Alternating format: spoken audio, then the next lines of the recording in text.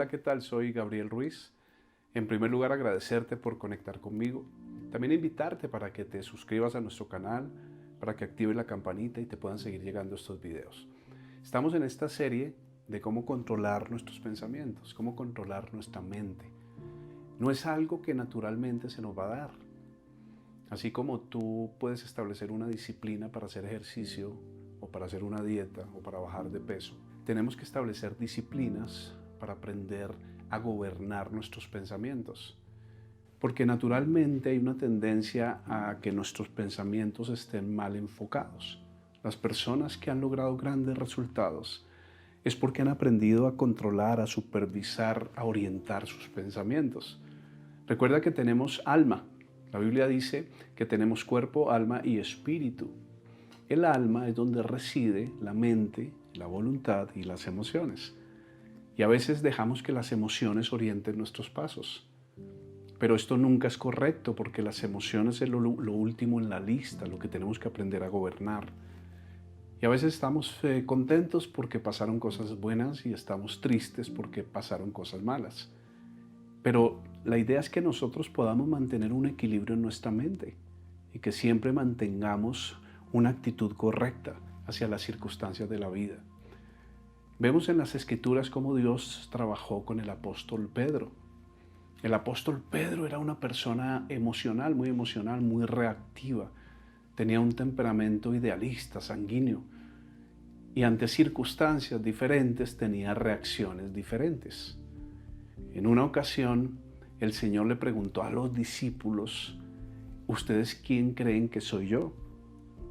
Y de repente Pedro tiene una revelación de Dios.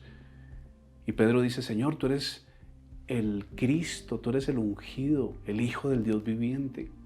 Dios le reveló esto y el Señor le dice, esto no te lo reveló ni carne ni sangre, sino nuestro Padre que está en los cielos. Pero en ese mismo pasaje me impresiona lo que sucede, porque cuando el Señor hace esta declaración y avala lo que Pedro está diciendo, ahora el Señor dice que tiene que morir, que tiene que ir a la cruz. Y Pedro le dice, Señor, de ninguna manera te suceda esto. Y entonces ya no está hablando el Padre, sino que el Señor le dice, apártate de mí, Satanás. Entonces fíjense cómo en una misma persona, en 3 minutos, tiene una reacción de parte de Dios y tiene una reacción de parte de Satanás. Porque Pedro, a pesar de que tenía una iluminación especial en ese momento de parte de Dios, también estaba aprendiendo a manejar sus sentimientos. Por eso es importante que nosotros los sentimientos o las emociones logremos ponerlas en el lugar que les corresponde. No permitamos que las emociones orienten nuestros pasos, guíen nuestras decisiones, porque vamos a fracasar. Y es tiempo ya que empecemos a dirigir nuestra vida de acuerdo a lo que pensamos y no de acuerdo a lo que sentimos. El apóstol Pablo por eso dijo en Romanos capítulo 12, cambia tu manera de pensar para que cambie tu manera de vivir.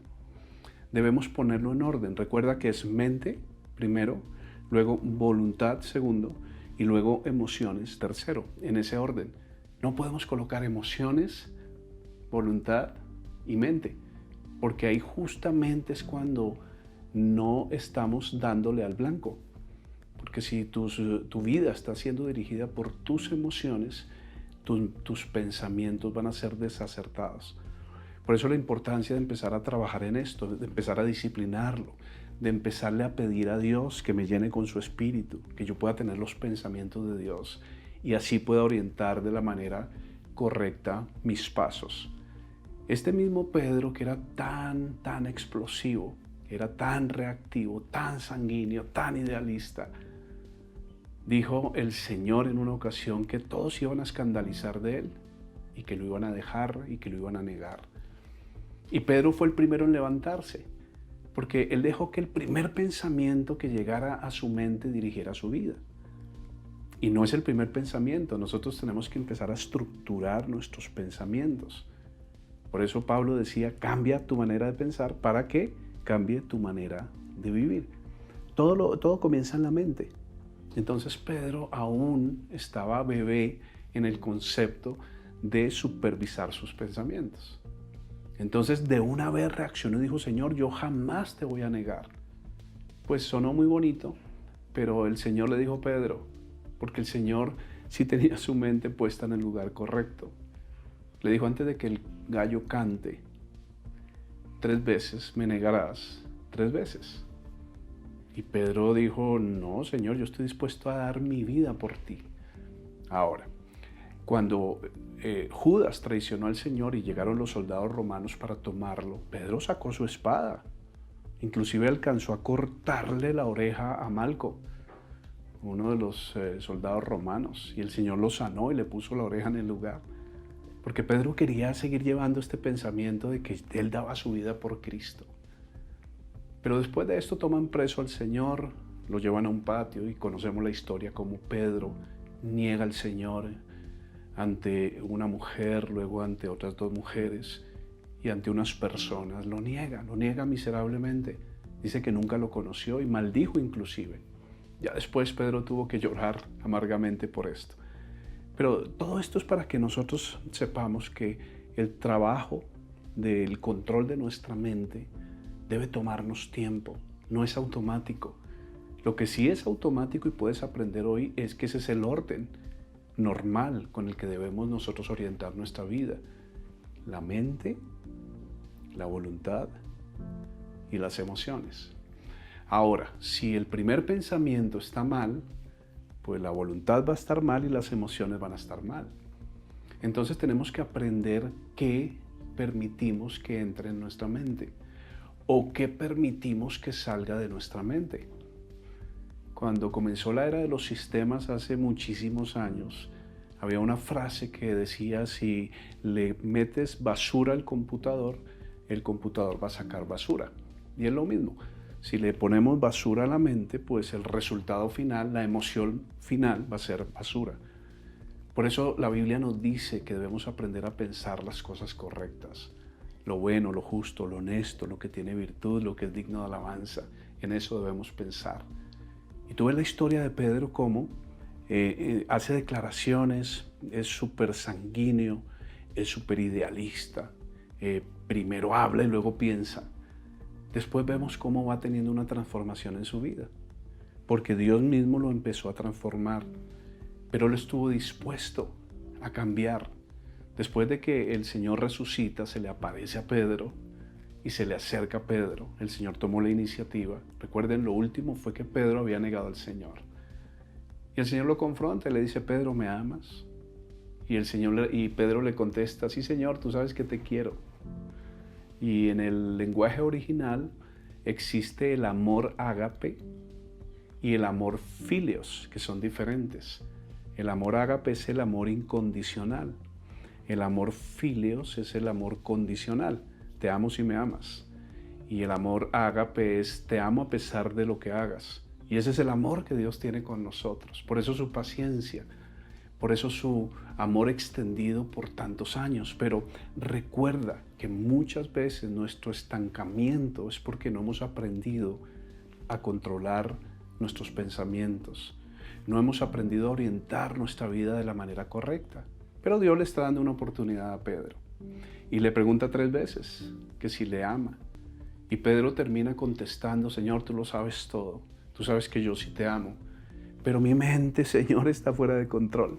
Tengo que aprender a controlarla para que mis sentimientos y mis decisiones sean acertadas. Y ustedes van a ver cuando el Señor los instruya a ellos durante un tiempo. Y después viene el día de Pentecostés. Y saben, Pedro se levanta lleno del Espíritu Santo ante 3,000 personas. El que había negado al Señor ante 3 personas, ahora se para ante 3,000 personas y les predica la palabra de Dios con tanto valor y tanto denuedo y tanta pausa. Si tú lees el libro de Hechos de los Apóstoles, los primeros capítulos, vas a ver el discurso de Pedro, tan poderoso, tan consciente. Él en total dominio de sus pensamientos, de su voluntad y de sus emociones. Y dice la Biblia que se convirtieron 3,000 personas. Después vemos otro desacierto de Pedro más adelante, cuando tenía una actitud hipócrita delante de los gentiles y delante de los judíos, que será otro tema. Pero allí Pablo, el apóstol Pablo, lo exhorta y le dice que es un hipócrita, porque Pedro todavía tenía sus bajones. Pero en el tiempo, ¿saben? En el tiempo Pedro fue ajustando su mente de la manera correcta, pensando con los pensamientos correctos. Ahora, nunca permitas que entre a tu vida cosas que no te animen, que no te fortalezcan y que no te motiven. La Biblia dice que la palabra de Dios y la profecía de Dios es para eso, para animar, para consolar, para edificar. Si algo viene a tu vida que no tenga este origen, sácalo de una vez. Si tu pensamiento es incorrecto y empiezas a pensar mal, ¿qué será de mí? Estoy pasando un mal momento, no sé lo que vendrá. O empiezas a pensar mal de tu propia familia, de tu esposa o de tus hijos. Todo esto te contamina, te frena y te lleva a sentimientos incorrectos. De allí es donde surge la depresión, la tristeza, la confusión. Dios no es un Dios de confusión, Él es un Dios de orden. Y Él quiere que tú pongas en orden tus pensamientos. En el próximo video vamos a dar unas pautas prácticas de cómo empezar a poner en orden nuestros pensamientos, hacer estos ejercicios para que podamos avanzar y podamos crecer.